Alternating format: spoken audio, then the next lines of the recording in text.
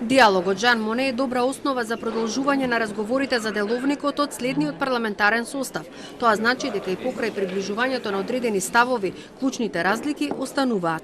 Нему согласеност за ограничување на конститутивната седница на 2 дена, спорно е името на државата, изборот на генерален секретар, мнозинство за одземање имунитет на пратеник.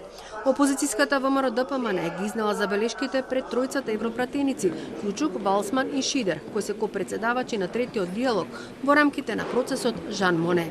Тајмингот кој што е избран за овој Жан Моне процес не соодействува со состојбите во Република Македонија. Ние имаме распуштање на ова собрание за отприлика 10 дена и сметам дека ќе останат и некои други отворени прашања кои што ќе треба да се дискутираат.